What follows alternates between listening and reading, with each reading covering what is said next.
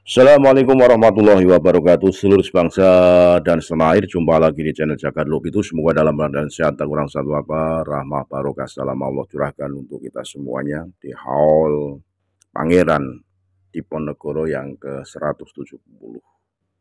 Diadakan begitu hikmat, banyak sekali agenda-agenda yang disampaikan, terutama saat ada perwakilan dari pemerintah berpidato terkait dengan bagaimana peran Pangeran Diponegoro dalam mengusir penjajah di bumi Nusantara ini, walaupun sifatnya hanya sebentar, ya kurang lebih 5 tahun, tapi Belanda sudah kocar-kacir, berhutang beberapa juta dolar dan 15.000 tentara meninggal.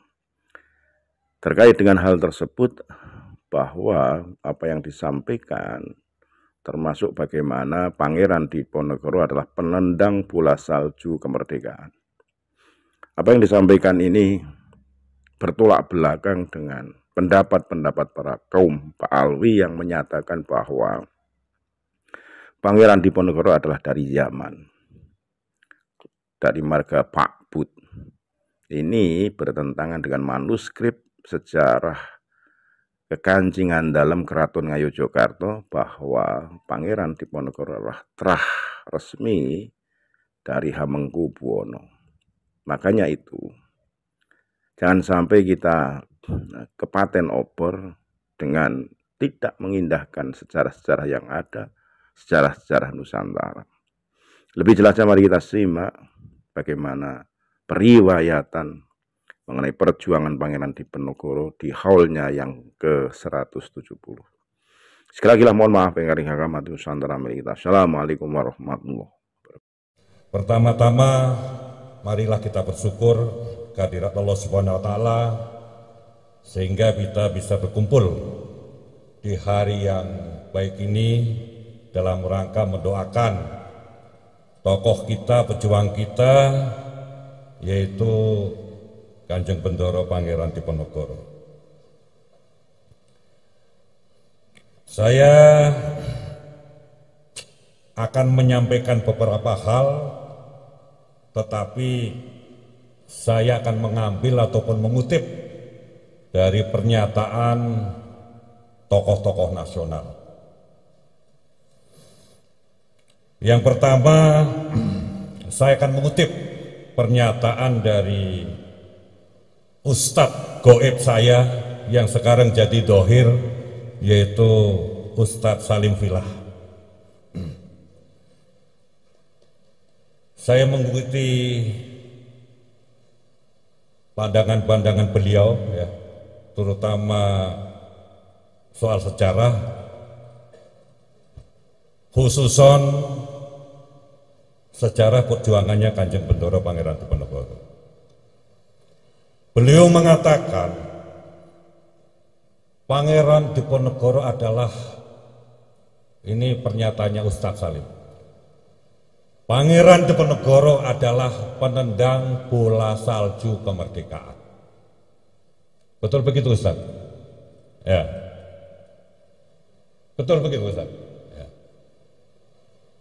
Jadi jika tidak ada perjuangan yang dilakukan oleh Pangeran Diponegoro beserta sekutu-sekutunya, beserta pasukannya,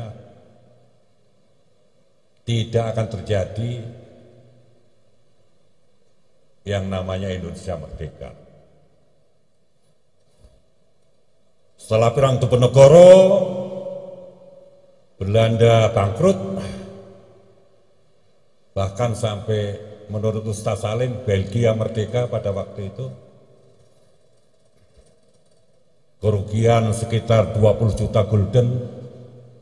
Kata Ustadz Salim, ini 5 tahun APBN ini, zaman itu.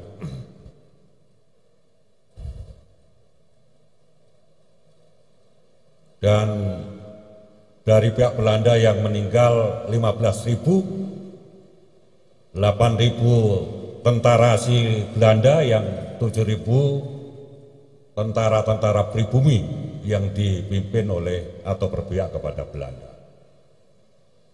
Setelah bangkrut, kata Ustadz Salim, kemudian Belanda harus mengembalikan kas negaranya lewat tanam paksa. Setelah tanam paksa kemudian terjadi protes di Belanda, yaitu di parlemen Belanda oleh kaum liberal, yang kemudian pemerintahan Belanda harus melakukan balas budi terhadap rakyat pribumi yang dulu dikenal dengan politik etis. Dari situlah kemudian sekolah dibuka walaupun terbatas, bangsa Indonesia bisa sekolah, bisa baca tulis, bisa berorganisasi, membangun organisasi-organisasi perjuangan yang kemudian pada puncaknya Indonesia menemukan momentumnya untuk merdeka. Dimulai dari perang Diponegoro. Ada yang mengatakan perang Jawa, ada yang mengatakan perang petani, tapi itulah sebagai satu bentuk bahwa bangsa Indonesia pada waktu itu tidak mau dijajah, tidak mau dikuasai oleh kekuasaan asing. Tetapi setelah Indonesia merdeka, kemudian saya akan mengambil pernyataannya Dr. Faisal Basri almarhum, ekonom kita yang baru saja meninggal. Beliau mengatakan bahwa ya, Indonesia memang merdeka. Indonesia memang merdeka. Tetapi syarat-syarat yang mestinya menjadikan Indonesia ini bangsanya adil makmur, bangsanya maju, bangsanya mandiri, bangsanya berdaulat seperti cita-cita para pendiri bangsa. Tapi sampai sekarang bahkan semua sistem yang ada di dunia ini pernah dicoba di Indonesia, tapi sampai sekarang harapan para pejuang bangsa kita, para pahlawan bangsa kita belum terwujud. Indonesia yang berdaulat, Indonesia yang adil makmur belum terwujud. Dan presiden kita Bapak Prabowo Subianto, kenapa? Beliau selalu menanya, kenapa? Syarat-syarat untuk menjadi makmur Indonesia ini sangat berlebih. Tetapi kenapa sampai sekarang kita belum bisa menjadi bangsa yang besar, bangsa yang adil dan makmur? Artinya ada persoalan. Dan Faisal Basri sudah mengatakan bahwa semua sistem di dunia ini sudah pernah dicoba di Indonesia. Tetapi sistem itu tidak bisa menjawab persoalan bangsa kita untuk menjadi bangsa yang besar, bangsa yang adil dan makmur.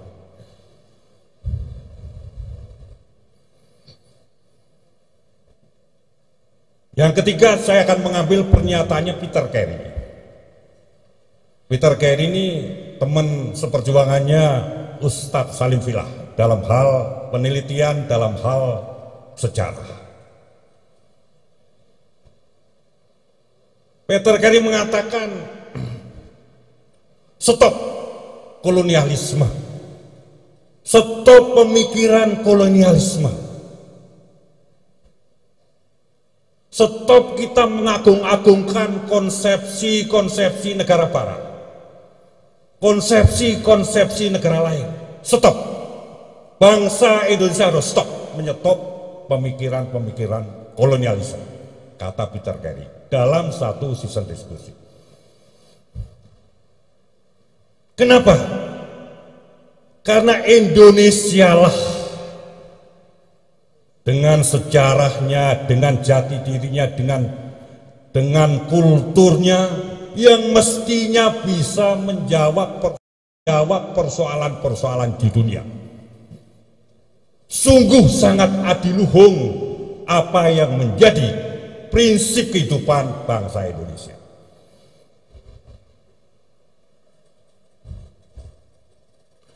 Sebelum perang Diponegoro atau sebelum Diponegoro dinyatakan dengan paksa dan licik kalah dalam perjuangan, Indonesia adalah negara, walaupun namanya belum Indonesia, bangsa Indonesia adalah bangsa yang memiliki jati diri sendiri. kehebatan jati diri bangsa kita ini yang kemudian dirusak oleh kolonialisme. Berbagai macam cara dilakukan untuk merusak bangsa kita supaya bangsa kita bisa dikuasai oleh kolonialisme, oleh imperialisme. Untuk menghancurkan Jawa, Belanda kemudian berusaha mengintervensi pusat-pusat kekuasaan Jawa. Salah satunya adalah keraton-keraton.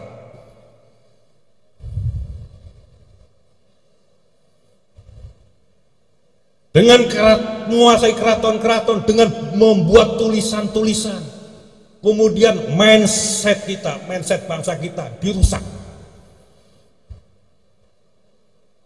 Ada mitos tentang perang Bubat, ada mitos tentang zuriahnya orang-orang Jawa adalah perampok, kecu, seperti yang ditulis di Pararaton, bahwa Ken Arok adalah leluhurnya orang Jawa, dia adalah seorang preman.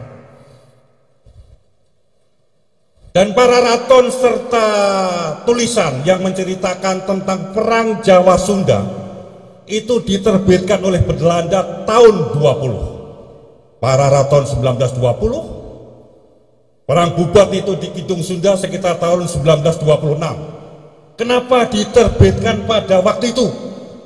Karena pergerakan nasional sedang bangkit, pergerakan nasional melawan Belanda sedang bangkit. Partai-partai politik, organisasi-organisasi politik bangkit. Belanda susah sekali untuk meredam, maka kemudian dibuatlah tulisan-tulisan, propaganda-propaganda, pemikiran-pemikiran untuk memecah belah bangsa Indonesia. Dan menurut sejarawan NU, Bapak Agus Sunyoto almarhum, di Indonesia ini sejarahnya tidak ada kata kalah. Kamus kalah di dalam bangsa Indonesia tidak ada. Itu bisa dibaca nanti. Begitu kemudian Islam masuk, kata-kata kalah ini muncul. Kalah itu ya ngalah, ngaloh, serahke karo Gusti Allah. Sebelumnya kalau nggak mukti, mati. Itu bangsa Indonesia, dan itu saya pikir yang dipakai oleh Bendoro Pangeran Diponegoro untuk membangun dirinya, membangun pasukannya, membangun bangsanya. Kita bukan bangsa yang kalah. Tidak ada kamus kalah dalam tulisan-tulisan Nusantara. Kalau nggak mukti, mati. Itu. Terakhir, saya akan mengutip apa yang dikatakan oleh Presiden kita, Bapak Prabowo Subianto, pada waktu beliau pidato pertama kali setelah menjadi Presiden di gedung DPR MPR RI. Beliau mengatakan, cita-cita bangsa Indonesia adalah terbentuknya masyarakat yang gemah ripah loh jinawi, toto tentrem kerto raharjo, baldatun toyibatun warobun khofur. Pemerintah bagaimana caranya harus menjadikan wong cilik itu bisa gemuyu, bisa tertawa, bisa bahagia.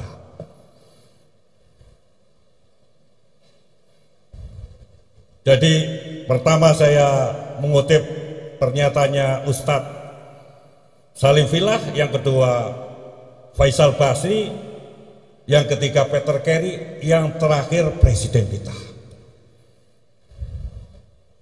Dan Presiden kita ini adalah tokoh, terlepas beliau punya terah mataraman, beliau adalah tokoh yang sangat mengidolakan Pangeran Diponegoro. Bahkan mobil yang kita produksi di Bandung yang sekarang terkenal dengan mobil Maung, itu awalnya mau dikasih nama kuda kesayangannya Bendoro Pangeran Diponegoro, yaitu Gentayu.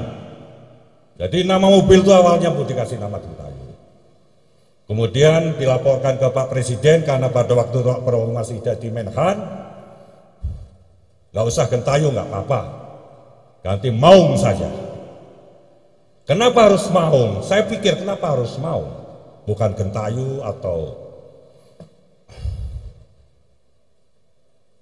nama kuda-kuda yang lain. Ternyata kalau tidak salah dalam Torekoh Jawa mungkin ini Ustadz, bahwa kodamnya Pangeran Diponegoro itu harimau, mau. Jadi jika kemudian kita ingin menjadi bangsa yang hebat, kita harus kembali seperti zamannya Pangeran Diponegoro, seperti zaman di mana kolonialisme belum merusak bangsa kita, baik secara ekonomi, secara politik maupun secara sosial budaya. Makanya saya sering mengatakan, marilah kita kembali ke jati diri bangsa supaya kita bisa berangkat untuk menjadi bangsa yang hebat. Mari kita kembali ke jati diri bangsa. Nah, kata-kata jati diri bangsa atau pandangan tentang jati diri bangsa ini sampai sekarang belum menemukan satu titik temu yang definitif. Akhirnya kemudian indikator jati diri bangsa kita adalah satu saja, yaitu Pancasila. Biarkan nanti secara definitif Ustadz Salim Filah dan kawan-kawan yang mendefinisikan siapa sesungguhnya bangsa Indonesia ini, sehingga kemudian sistem yang dipakai di Indonesia ini betul-betul bisa menjawab persoalan-persoalan kebangsaan sehingga kita menjadi bangsa yang hebat. Cuman setahu saya, jika saya studi tentang sejarah, studi tentang masyarakat-masyarakat di dunia ini, kira-kira bahwa di dunia ini ada tiga konsep, ada tiga konsepsi di dunia ini dalam mengatur kehidupan berbangsa dan bernegara. Yang pertama adalah konsep Barat yang sangat rasional. Mereka yang menitik beratkan kepada pikiran, kepada logika-logika, kepada rasio. Dan ada satu kelompok yang mengatur kehidupan berbangsa dan bernegaranya menggunakan kitab suci. Semua harus sesuai dengan kitab suci. Itu negara bangsa yang ada di Timur Tengah sana. Tapi kira-kira di Persia, di India, mungkin di Tiongkok, tapi lebih besar di Indonesia, masyarakatnya adalah masyarakat yang menitik beratkan kehidupan dengan kebatinan, dengan batin. Mengapa kemudian Torekoh sangat kuat di negara-negara Persia, di negara-negara Indonesia, termasuk di Indonesia? Karena memang garis filosofinya adalah batin. Tidak hanya rasio mereka di dalam merespon kehidupan ini, tapi juga menggunakan batin. Dan saya pikir disitulah letaknya Pangeran Diponegoro. Beliau bisa mengkombinasikan antara batin dengan lahir. Beliau adalah seorang Torekoh yang hebat. Beliau diasuh oleh seorang ibu, seorang nenek buyut yang ahli Torekoh, namanya Ratu Ageng Tegalrejo yang tinggalnya di sini. Beliau adalah menganut Satoriah. Satoriah pada waktu itu dianut oleh pimpinan-pimpinan negara. Makanya begitu cepat, begitu besar pengembangan Torekoh yang ada di Jawa pada waktu itu, walaupun asalnya dari Aceh. Nah, apakah jati diri bangsa kita memang batin? Yang Jawa ada kejawen, yang Islam bertorekoh. Ada satu penelitian yang dilakukan oleh seorang peneliti dari UI, seorang tentara, ahli sejarah juga, kalau nggak salah namanya Bapak Asad Al-Jamhari almarhum. Menurut beliau, Belanda ini melihat bangsa Indonesia pada waktu itu terheran-heran. Kenapa? Ini kelihatannya tiap hari wong Jawa ki udah tutut ngorokang rokok, ngopang ngopi. Tetapi begitu perang, Belanda kalah. Ada apa? Kenapa orang Jawa sedemikian hebat? yang dalam kacamata disiplin militer profesional tidak masuk kategorinya, tetapi Belanda kalah. Nah, kemudian saya menemukan jangan-jangan karena mereka adalah ahli-ahli torekoh yang hebat. Pangeran Diponegoro dalam satu tulisan Peter Carey di pertempuran di Gawok, beliau katanya ketembak di dada sebelah kiri dan tangan kanannya luka-luka. Tetapi seorang letnan angkatan laut yang melihat badan beliau di Manado pada waktu dibuka, itu tidak ada satu goresan pun Pangeran Diponegoro pernah terkena oleh senjata-senjata tajam ataupun peluru. Belanda melakukan penelitian, muncul javanologi. Tidak bisa lagi kita berperang dengan Pangeran Diponegoro, walaupun waktu itu juga pasukannya sudah sangat berat. Tidak bisa. Makanya gimana kemudian dilakukan diplomasi, operasi intelijen untuk membujuk Pangeran Diponegoro supaya mau berunding. Saking baiknya orang-orang Jawa pada waktu itu. Ya sudah. Walaupun pada akhirnya kemudian malapetaka. Tetapi dari situlah menurut Ustadz Salim Filah, kemerdekaan bolanya ditendang oleh perjuangan Pangeran Diponegoro. Dan pada malam hari ini kita mendoakan beliau. Beliau lahir tanggal 19 November tahun 1785 dan beliau wafat pada tanggal 8 Januari 1855. Dan pada malam hari ini kita mendoakan beliau. Saya berpikir momentum ini bagi bangsa kita, momentum Hall ke-170 di Tegalrejo ini harus menjadikan momentum, dijadikan momentum kita kembali ke jati diri bangsa kita.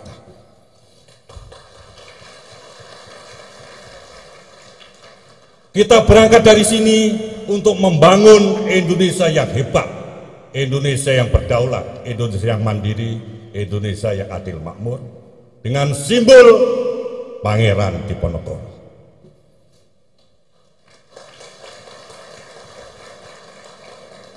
Penjajah, dua hal yang mereka lakukan. Penjajahan itu terhadap negara-negara yang dijajah. Yang pertama adalah menghilangkan hubungan generasi sekarang dengan leluhurnya. Diputuskan supaya kita tidak punya kebanggaan. Yang kedua adalah tidak boleh di negara-negara jajahan ini punya tokoh. Jadi untuk bangkit kembali ke jati diri bangsa, untuk menuju Indonesia yang adil makmur menjadi mercusuar dunia, kita harus memiliki tokoh-tokoh hebat. Salah satu tokoh terhebat bangsa ini adalah Pangeran Diponegoro.